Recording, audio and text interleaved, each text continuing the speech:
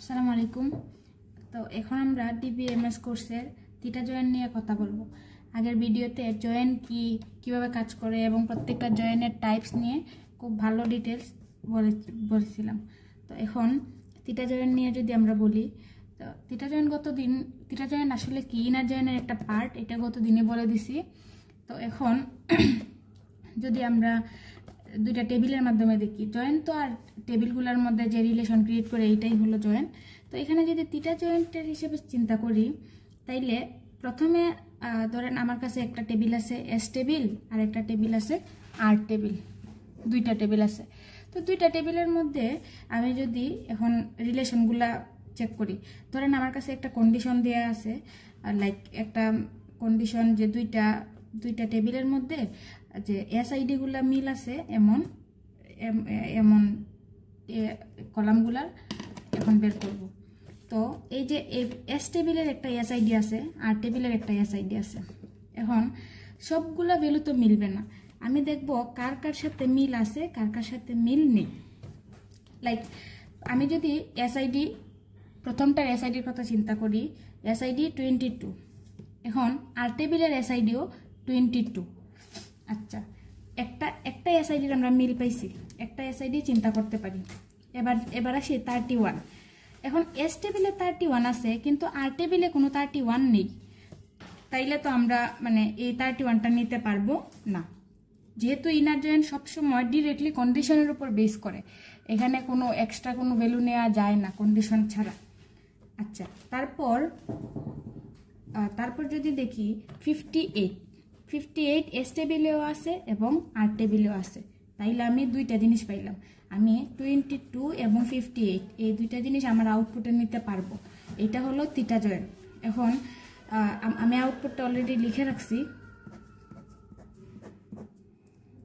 প্রথম টেবিলের সব ইনফরমেশন আসবে, তারপর সেকেন্ড টেবিলের বাকি সব ইনফরমেশন আসবে, লাইক এসআইডি 22, তারপর আসবে, আচ্ছা আমি অন্য কালার ইউজ করি তাইলে বুঝতে সুবিধা হবে। তারপর আসবে এ, তারপর রেটিং 7, এইচ 21, এসআইডি আবার 22, বিআইডি 101, 10 মে। এখানে তো এগুলো তো বুঝাই যায়, এগুলো প্রত্যেকটা কলামের নেম। এইটা হলো আরেকটা টেবিলের কলাম নেম।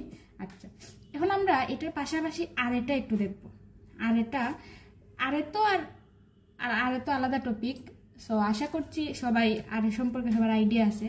আমরা শুধু এইটার আর এটা কেমন হবে এইটা একটু দেখব। আর এটা আমরা এই টেবিলে করছি কি, এই টেবিলে প্রথম যেগুলার এসআইডি গুলা মিল আছে এইগুলা নিছি, যেগুলার এসআইডি মিল আছে, লাইক প্রথম টেবিলে 22, 58, 50, 31 এখানে নেই, এই জন্য নেই। তো আমরা যদি আর এটা লিখি তাহলে কি আসবে, প্রথমে আসবে প্রথম টেবিলের নেম এস, তারপর জয়েনের যে সাইনটা আছে ওইটা আসবে, জয়েনের সাইন। তারপর আসবে প্রথম, আমি তো এসআইডির বেজে কন্ডিশনগুলো দিচ্ছি, এসআইডি কে মিল করে, তাইলে অবশ্যই এসআইডি আসবে। এখন এসআইডি প্রথম টেবিলেরও আছে, সেকেন্ড টেবিলেরও আছে। এখন কোন টেবিলের এসআইডি আসলে ইউজ হবে এইটা তো বোঝানো লাগবে। এই জন্য প্রথম টেবিলের name like S dot SID equal, আমি তো কন্ডিশন ছিল আমার ইকুয়াল, যদি গ্রেটার দেন লেস দেন থাকে, যে কোনো কন্ডিশন থাকে এই জায়গাটা চেঞ্জ হবে। তারপর কি আর ডট এসআইডি, তারপর আমার পরের টেবিলের নাম। আর এখানে আর আছে, অন্য কিছু থাকলে অন্য কিছু থাকতো, এস এর জায়গায় স্টুডেন্ট থাকলে এখানে স্টুডেন্ট দিতাম। মানে প্রথমে মেইন কথা হইলো প্রথম টেবিল নেম, তারপর জয়েনের সাইন, তারপর কন্ডিশন, তারপর সেকেন্ড টেবিলের নাম, শেষ। এখন আমি যদি এই সেম দুইটা টেবিলকে চিন্তা করে আরেকটা এক্সাম্পল যদি চিন্তা করি, যে এখানে এজ আছে, যাদের এজ 20 এর উপরে শুধুমাত্র আমি তাদের ভ্যালু নিব, যাদের এজ 20 এর উপরে শুধু তাদের ভ্যালু নিব। আচ্ছা, এখানে প্রথম ক্ষেত্রে দেখি, এখানে কিন্তু আমার কন্ডিশন দিছে মাত্র একটার এসআইডির এর, কিন্তু আমার টেবিল যেহেতু দুইটা আছে, থিটা জয়েন্ট আমার দুইটারই করা লাগবে। তাইলে এখন যদি আমি দেখি এস এর জন্য এজ আছে, কিন্তু আর এর কোনো এজ নেই, তাও আমার নেওয়া লাগবে। আচ্ছা, এখন এজ 20 এর উপর প্রথমটা যদি চিন্তা করি, এখানে এজ 21, মানে একটা আমার একটা নিতে পারবো। 19 এটা তো অবশ্যই নিতে পারবো না। তারপরে এজ কত আছে 20, এইটাও নিতে পারবো না, কারণ আমার কন্ডিশনে আছে 20 এর উপরে। আচ্ছা, তাইলে আমি দুইটা টেবিল মিলাইয়া শুধুমাত্র একটা ভ্যালু পাইছি, একটা জিনিস পাইছি যেটা আমার নেওয়া যায়। তাহলে আমি প্রত্যেকটা আবার আমি কম্বাইন করার পর যে আমার ফাইনাল আউটপুটটা আসবে এইটা একটু লিখি। ফাইনাল আউটপুট আসবে প্রথম ক্ষেত্রে 22, তারপর নেম আসবে রেটিং 7, এজ 21। আচ্ছা, এই টেবিলের তো লেখাই লাগবে 22/101 10 মে, শেষ। আচ্ছা, এইটার যদি আমি আর এর কথা চিন্তা করি, আর এ কেমন হবে আমার? এখন আর এ আসলে প্রথমে আসবে প্রথম টেবিলের নেম, তারপর আসবে আমার জয়েনের সাইন, তারপর আসবে আমার কন্ডিশন কি বলছি, এটা কন্ডিশন তো শুধু প্রথম টেবিলের, এই ক্ষেত্রে কন্ডিশনটা প্রথম টেবিলের, এই জন্য আমি শুধু প্রথম টেবিলটাই লিখবো। s.age > 20, তারপর আমার পরের টেবিলের নাম আর, শেষ। গেল আমার দুইটা এক্সাম্পল, থিটা জয়েনের দুইটা এক্সাম্পল শেষ। আশা করি থিটা জয়েন সবার কাছে ক্লিয়ার হয়ে গেছে, ক্লিয়ার হওয়ার কথা। আচ্ছা, আমরা যদি একটু ইকুইজয়েন্টটা নিয়ে কথা বলি, ইকুইজয়েন্ট আসলে কি কাজ করে? ইকুইজয়েন্টে কি করে, এই যে ধরেন দুইটা টেবিল আছে আমার কাছে, আমি একদম ডিরেক্টলি এক্সাম্পলে চলে যাই।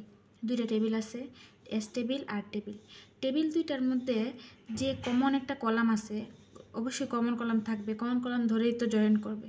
কমন যে কলাম আছে, কমন কলামকে বেস করে এইটার যে দুইটা কলামের যে কন্ডিশনগুলো মিলবে, কলামের যে ভ্যালুগুলো মিলবে, ঠিক ওইগুলো নিবে আর বাকিগুলো নিবে না। এটাই হলো ইকুইজয়েন্টের কাজ। এবার যদি দেখেন এস টেবিলে কি আছে, SID, S name, rating, age. এখানে দুইটা টেবিলের মধ্যে, আর টেবিলের মধ্যে কি আছে, আবার একটা এসআইডি আছে। দুইটা টেবিলের মধ্যে কমন হলো এসআইডি, ঠিক আছে। তাইলে এখন দেখেন এস টেবিলের মধ্যে কি, এই এসআইডি আছে 22, এস টেবিলে আবার এই আর টেবিলের এসআইডিও 22 আছে, আবার এস টেবিলের এসআইডি 58, আর টেবিলের এসআইডি 58 আছে। তার মানে দুইটা জায়গায় ভ্যালুর অনেক মিল আছে। এই যে দুইটার যা বাকি ইনফরমেশন আর দেখা লাগবে না, ভ্যালুর কলামের মধ্যে মিল পাইছে মানে এটা নিয়ে নিছে, তো আর কিছু দেখা লাগবে না, শুধু এখানে যে ভ্যালুগুলো আছে এইগুলাই নিবে। তাহলে আমার আউটপুটে কি আসবে দেখি। প্রথমে তো এইটার জন্য আসবে এস টেবিলে 22, এ রেটিং 7, এজ 21, আবার এইটার ভ্যালু আসবে এসআইডি কি 22, বিআইডি 101, আর ডেটটা আমি অনেক ছোটো করে লিখছি আমার জায়গার অভাবে, তো 10 মে। আচ্ছা, এবার আসবে 58, যেহেতু এগুলার ভ্যালুগুলো মিল আছে এই জন্য এগুলো নিতেছে। 58, সি রেটিং 10, তারপর এজ 20, এইটা 58-এর 103, সরি এখানে আসবে 58, তারপর এখানে আসবে 103, আবার 10 মে। ঠিক আছে, আশা করি সবার ক্লিয়ার। বিষয়টা হয়েছে যে দুইটা টেবিলের যে কমন যে কলাম আছে, কমন কলামের যে ভ্যালুগুলো মিলে শুধু এগুলাই নিবে আর বাকিগুলো নিবে না। লাইক এইখানে আছে আমার এই টেবিলের জন্য 31টা বাকি পড়ে গেছে, এটা বাদ পড়ে যাবে, এইটা আর যাবে না। এইটাই হলো মেইনলি ইকুইজয়েনের কাজ। আচ্ছা, এখন যদি আমরা আর এটা দেখি, ইকুইজয়েনের জন্য আর এটা কী হবে, আরে কি আসবে, প্রথমে টেবিলের নেম আসবে। প্রথম টেবিলের নাম কি, এসআইডি, এস টেবিল দিলাম এস, তারপর জয়েনের সাইন। এবার তো আর দেব, আর দেওয়ার আগে নিচে দেব কন্ডিশন, নিচে অবশ্যই কন্ডিশন দেওয়া লাগবে। এখন কন্ডিশনে কি আছে, এস মানে টেবিলের নাম, এস ডট এসআইডি ইকুয়াল আর টেবিলের এসআইডি, তারপর আমি আর টেবিলের নাম দেব আর। এটার কারণটা কি, আমার এস টেবিলের এসআইডি এবং আর টেবিলের যে এসআইডি আছে এইগুলার যেগুলার মিল আছে, আমার আউটপুটে শুধু এইটাই আসবে। এইটার মাধ্যমে এইটা বুঝাইছে আর কি। এবার যদি আমরা ন্যাচারাল জয়েনের কথা চিন্তা করি, ন্যাচারাল জয়েন কি করে, automatically joins table based on common column. দুইটা টেবিলের মধ্যে অবশ্যই একটা বা দুইটা কলাম কমন থাকবে। এই কমন কলামের উপর বেস করে তারা দুইটা টেবিলকে কম্বাইন করবে। লাইক এখানে আমার কোন জিনিসটা কমন আছে, প্রথম টেবিলের ক্ষেত্রে যদি চিন্তা করি, এসআইডি তো আর আছে, এসআইডি ছাড়া যদি চিন্তা করি, এখানে যদি আমি একটা কলাম বাড়াই, রেটিং একটা কলাম যদি আমি বাড়াই, তাইলে রেটিংয়ের ক্ষেত্রে লাইক প্রথমটার ক্ষেত্রে 8 দিলাম, পরেরটার ক্ষেত্রে 10 দিলাম, ঠিক আছে? রেটিং আমি বাড়াইলাম। আচ্ছা, এখন আমি চিন্তা করি, আমাকে যদি বলে রেটিংয়ের উপর বেস করে আমি দুইটা কলামকে ইকুয়াল করব, মানে ন্যাচারাল জয়েনের কাজ আর কি। তারা সবসময় দুইটা কলামের উপর বেস করে কন্ডিশন দুইটা কলামের উপর বেস করে নতুন একটা কলাম ক্রিয়েট করে। তো এখানে আমি একটা আউটপুটের লিখে রাখছি। আচ্ছা, তো আমি দেখি কিভাবে জিনিসটা কাজ করে। তারা অটোমেটিক যে প্রথম টেবিলের রেটিং আর দ্বিতীয় টেবিলের রেটিং যদি সব দিকে ঠিকঠাক থাকে তাইলে আউটপুটে নিয়ে আসবে। এবার দেখি রেটিং 7, প্রথম টেবিলে একটা রেটিং আছে 7, সেকেন্ড টেবিলে রেটিং কোনো জায়গায় কি 7 আছে? নাই। তার মানে 7 আমার প্রথমই বাদ, এই কলামটা আমার এই রোটা প্রথমই বাদ হয়ে গেল। এবার আছে 8 এবং 10 দুইটা আছে, তো এখানে 8ও আছে 10ও আছে। এখন আমার কোনটা কোন সময় যাবে কি যাবে না এটা আমি দেখব। প্রথমে আসি 8-এর জন্য, রেটিং 8, এসআইডি 31, নেম তো আছেই, এইজ 19। এবার আসি রেটিং 8, এসআইডি 22, এখানে আছে এসআইডি 31, এইটার জন্য এসআইডি 22। তাইলে তো ভ্যালুগুলো মিলে নাই। শুধু যে প্রথমে আমার কমন কলাম দেখা লাগবে, তারপর দেখা লাগবে প্রত্যেকটা রোয়ের ভ্যালুগুলো মিলে কি না। তাইলে এখানে রেটিং মিলছে কিন্তু এসআইডি মিলে নাই, তার মানে এইটাও আমার বাদ, এইটাও নিতে পারবো না। এবার আসি 10, রেটিং আছে 10, তারপর এসআইডি আছে 58, আর বাকিগুলো তো আছে। এবার দেখি রেটিং 10, এসআইডি 58, তার মানে এইটা আমি নিতে পারবো, এখানে আমার ভ্যালুগুলা মিলছে, এইটার সাথে ভ্যালুগুলা মিলছে। তাহলে আমার এখানে আউটপুটে মাত্র একটা জিনিস আসবে, কি আসবে? 58, নেম আসবে সি, রেটিং আসবে 10, এজ আসবে 20, রেটিং আবার 10, 58, বিআইডি 103। এখানে আমি ডেটটা দেওয়ার জায়গা পাই নাই, ডেটটা দিয়ে দিবেন আপনারা, ঠিক আছে? তো এখন যদি এটার আরেটা কি হবে? এটার আরেটা একদম কমন, মানে একদম নর্মাল।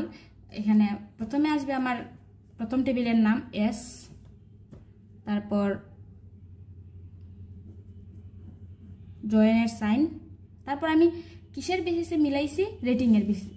তাহলে এস ডট রেটিং আসবে, S dot rating equal R dot rating, তারপর আর টেবিলের নাম।